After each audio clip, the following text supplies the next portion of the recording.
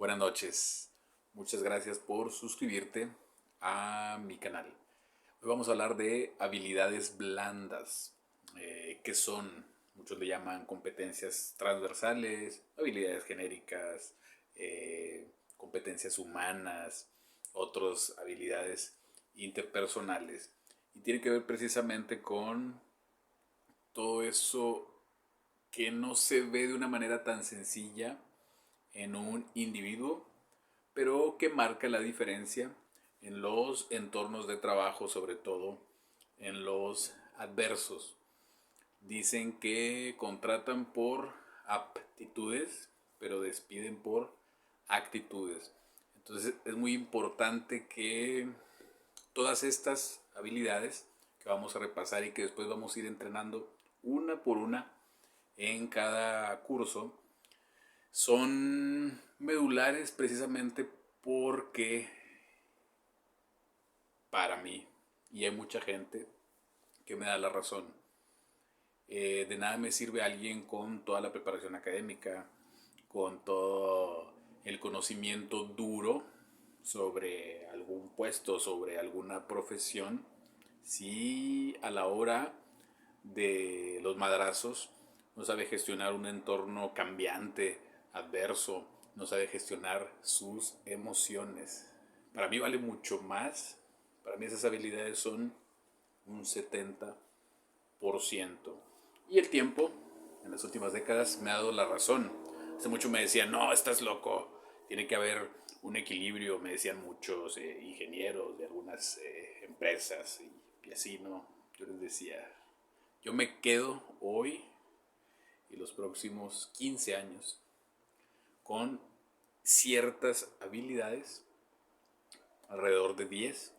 Si tienen estas, ya es la base de cualquier profesionista exitoso. Para mí es más fácil enseñarles el conocimiento técnico que todo lo referente a inteligencia emocional, comunicación, liderazgo, gestión del cambio, espíritu de servicio, negociación, entre otras que vamos a ver aquí a modo de resumen breve. Vamos a hablar de 10 habilidades para que en lo eventual trabajar después específicamente una por una en cursos aquí en la plataforma de YouTube, ¿no?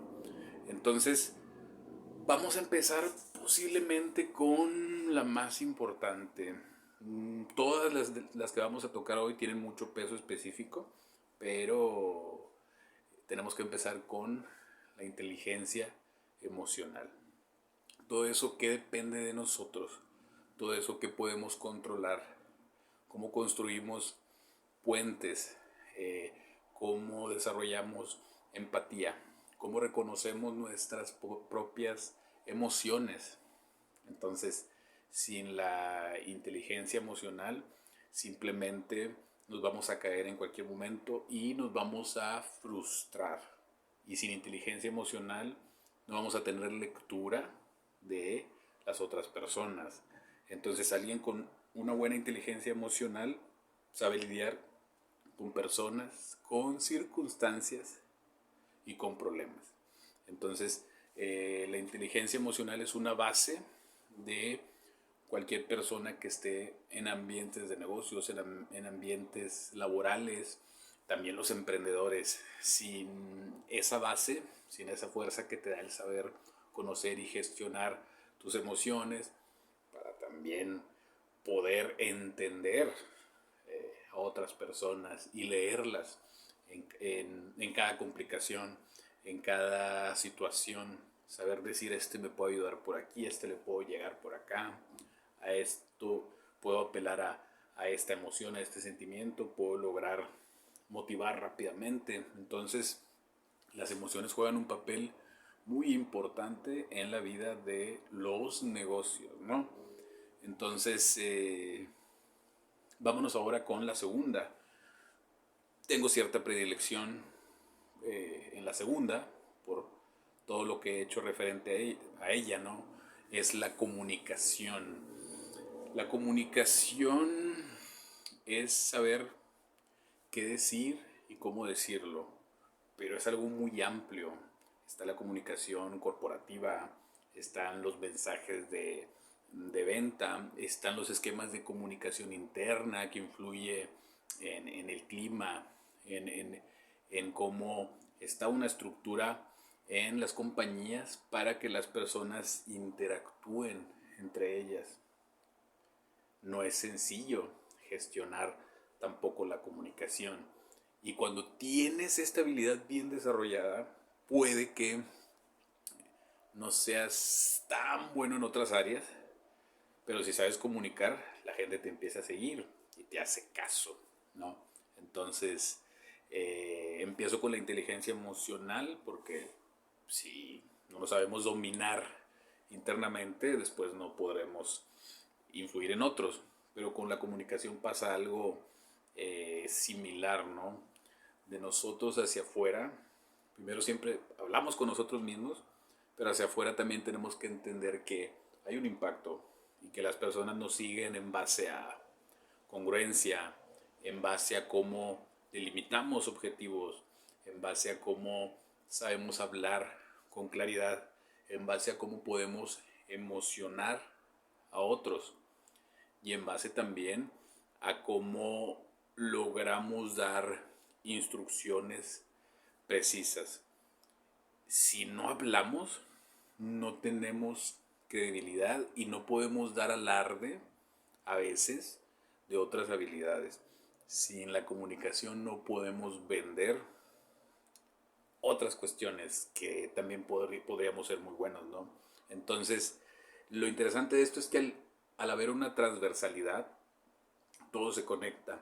Casi siempre quien comunica bien y tiene inteligencia emocional es un buen líder. Casi siempre quien tiene espíritu de servicio y es un buen negociador va a saber vender con facilidad y también va a saber comunicar. Todas estas habilidades de alguna manera se relacionan, siempre tenemos unas un poquito más fuertes que otras, unas se tienen que entrenar mucho.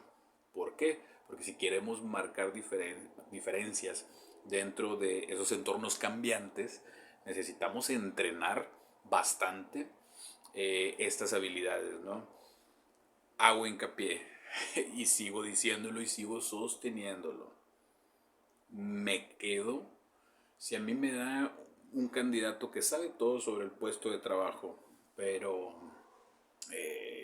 es muy intolerante a la frustración, tiene muchas inseguridades, es muy cuadrado, no sabe cómo lidiar con problemas.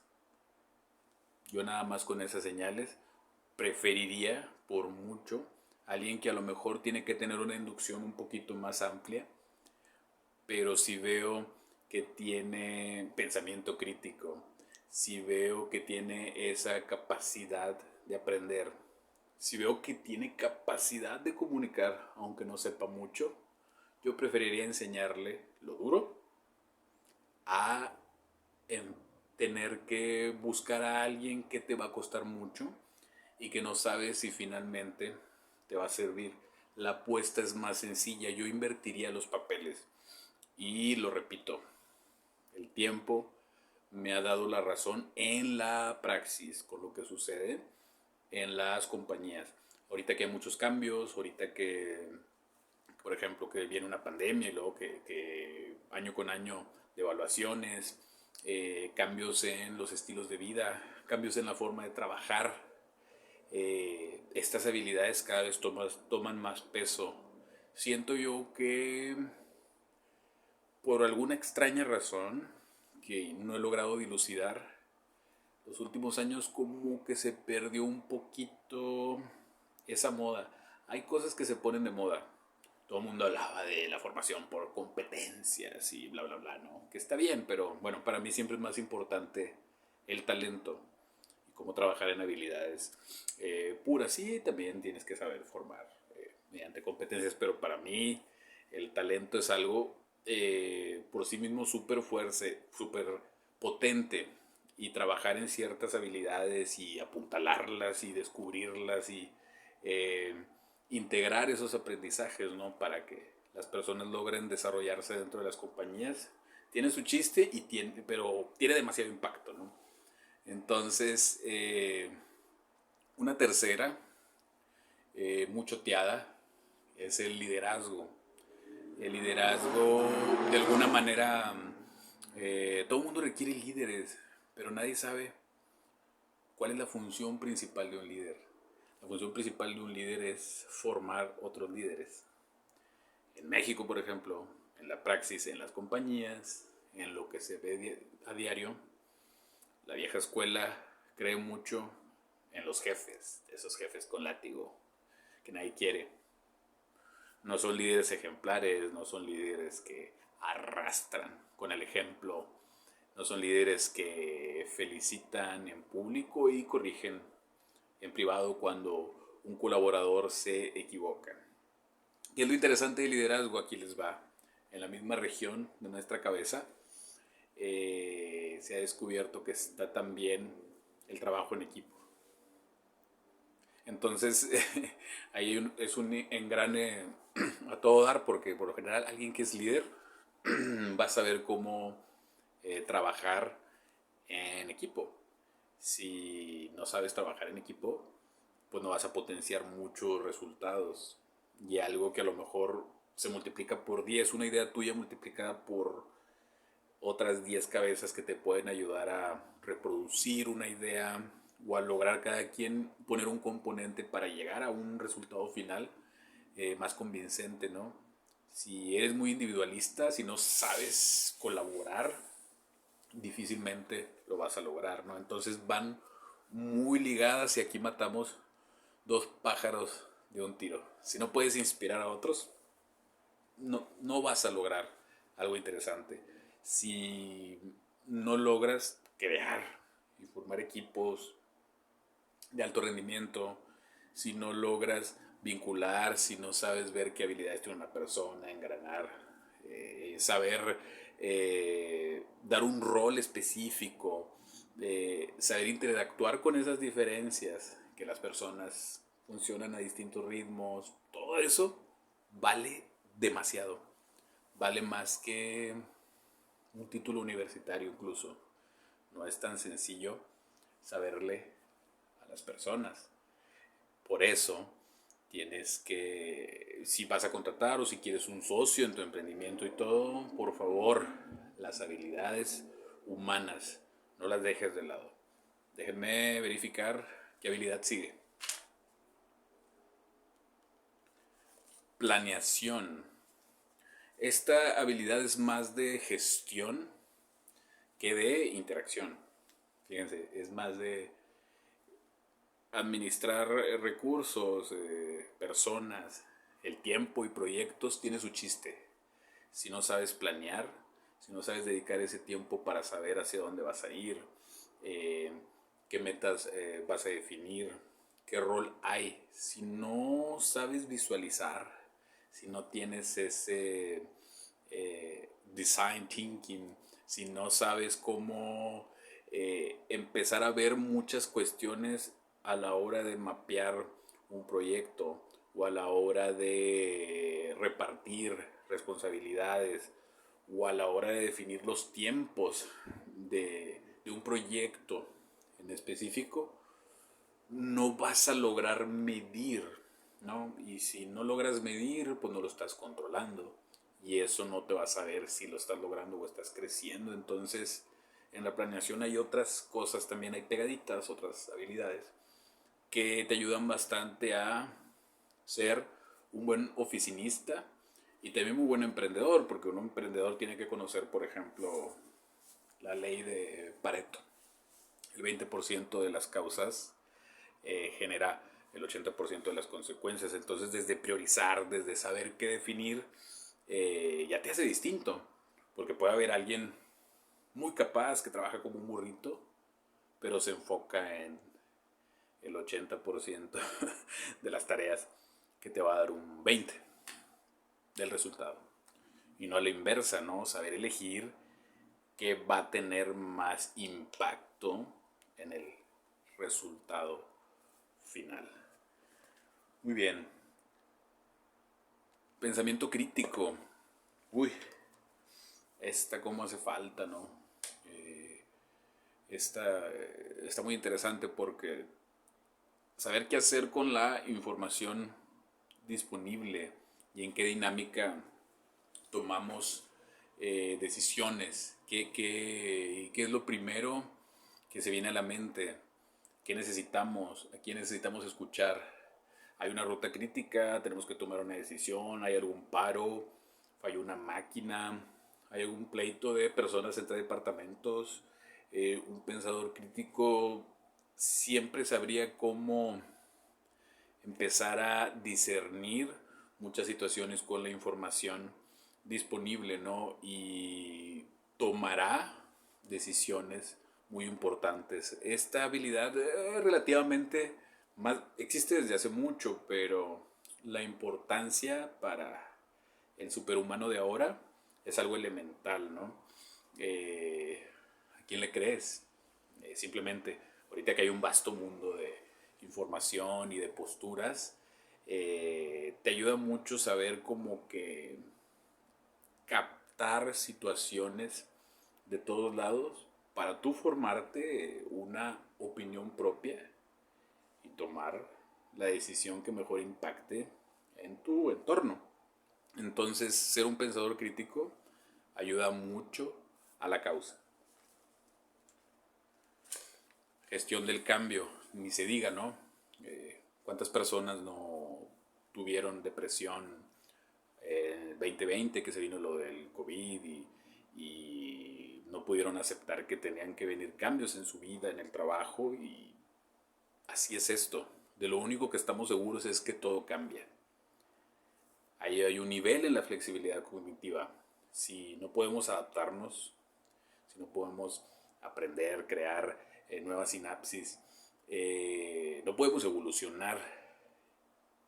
Subsiste aquel que mejor se adapta, no precisamente los más fortachones, ¿no? Y eso es de las primeras cosas que tenemos que tener presente. Voy a hacer un acomodo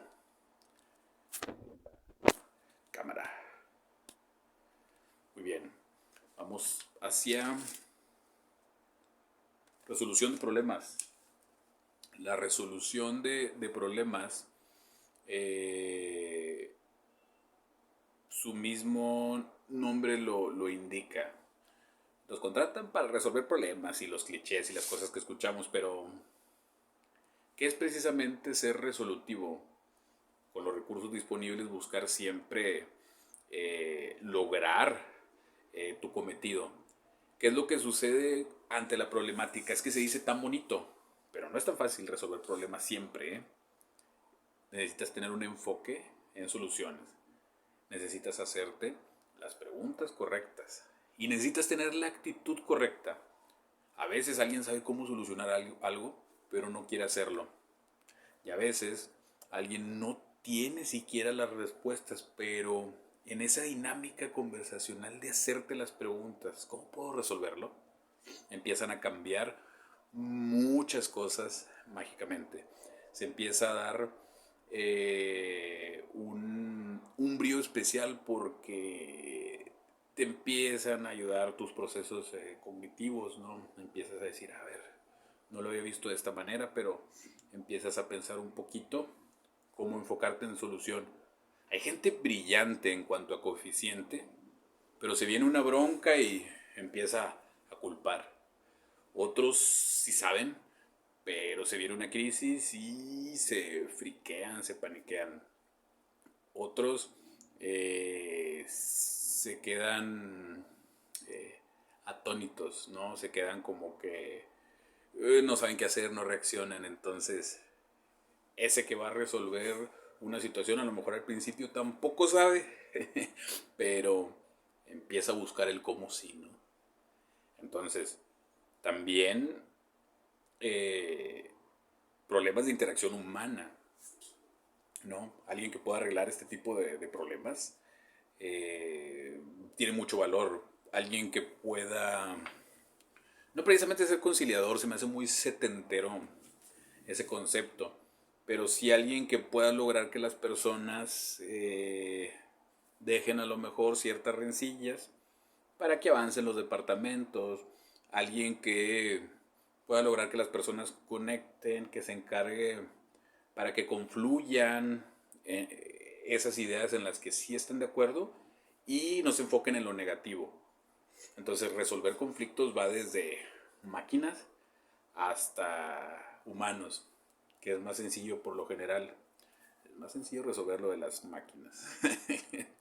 eh, Tratar con seres humanos depende. Hay personas que lo hacen ver fácil resolver ese tipo de problemas, ¿no? Está para verdaderos cracks. Pero son muy poquitas personas las que lo logran, es la realidad.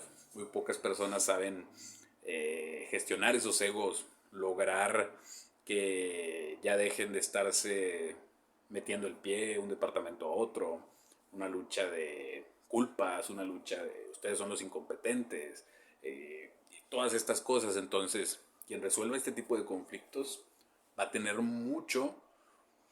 a tener mucha influencia en la compañía, en su departamento y también muy seguramente en muchas áreas de tu vida, porque si estás enfocado en soluciones, siempre vas a buscar cómo resolverlas.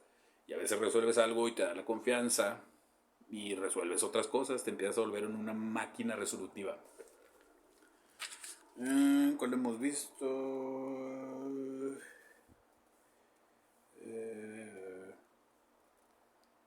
Ok. El espíritu, el espíritu de servicio.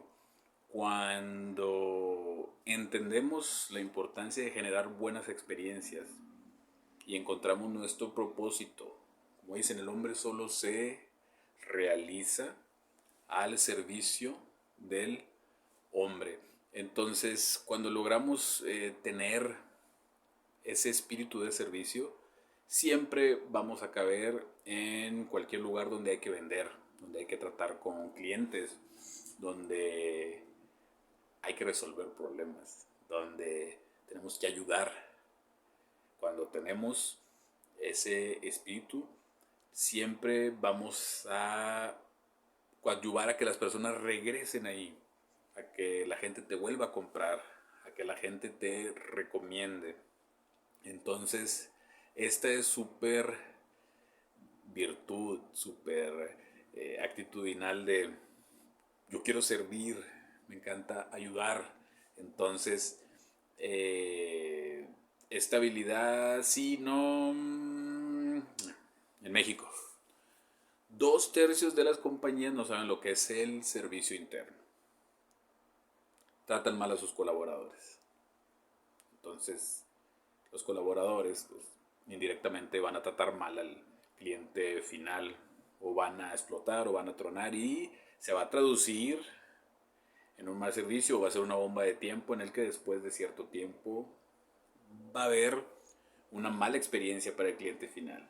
Entonces, una compañía debe de tratar bien a los colaboradores, debe preocuparse mucho por los clientes, pero si trata bien a los colaboradores, pues van a tratar bien a los clientes. Es muy redundante, pero decía Richard Branson, se habla mucho de que el cliente es lo más importante. Sí, es muy importante, pero él decía, no, yo trato bien a los colaboradores, porque así los colaboradores tratan bien a los clientes. Entonces, hay mucho de cierto, ¿no? En fin, este es un tema muy, muy amplio, ¿no? De mejorar las experiencias del cliente. Cuando se es muy bueno en servicio, llega un momento en el que el precio de tu producto es secundario. La gente va a regresar a ti. La gente va a querer trabajar contigo, aunque les cuestes un poquito más. Entonces es muy importante también entrenar en términos de servicio, ¿no? Déjame darlo otra vez por acá. Muy bien. Y para terminar, la negociación.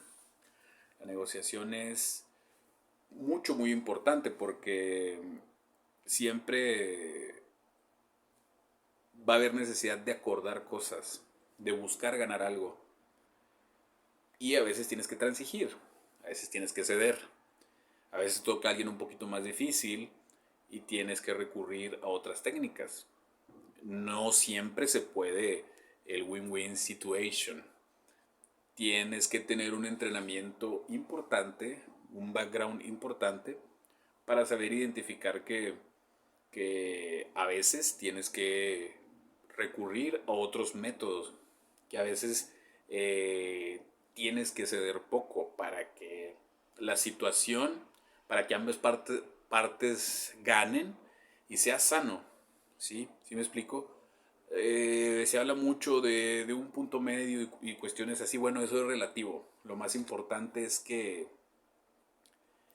si escuchas, si sabes respetar un proceso de negociación, si sabes detectar las necesidades de tu interlocutor o de tu contraparte, van a querer siempre volver a sentarse a negociar contigo.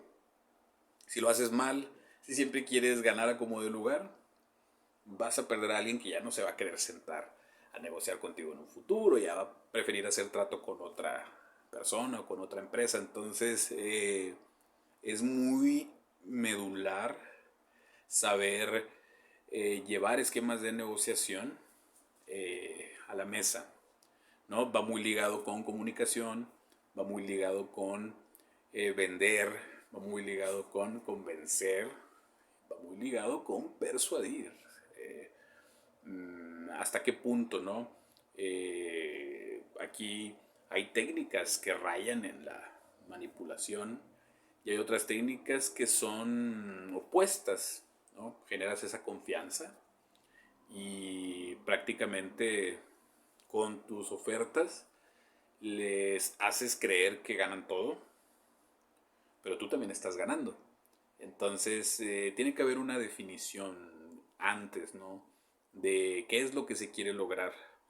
Y es donde tienes que echar a andar todas tus habilidades para desenvolverte, para lograr pactos, para hacer que las personas estén, porque pues la venta finalmente es pues una negociación. Si alguien te está comprando es porque le conviene y a ti también te conviene venderle o no. Entonces a veces vas a negociar, a veces vas a tener que bajar tus precios o para retener a un cliente un poco. Yo no lo recomiendo, pero a algunos clientes sí aplica porque a lo mejor te compran mucho volumen, ¿no? A lo mejor solo en casos así yo lo recomiendo, pero alguien que te valora, al contrario, te ofrécele más valor, se la volteas, más servicios, más valor, entonces ahí también estás negociando cosas a tu favor, es te doy más, pero sin dejar de yo ganar. Entonces en esa transacción, en esa interacción, pues claro que se requiere todas esas competencias humanas para lograr esos objetivos, ¿no?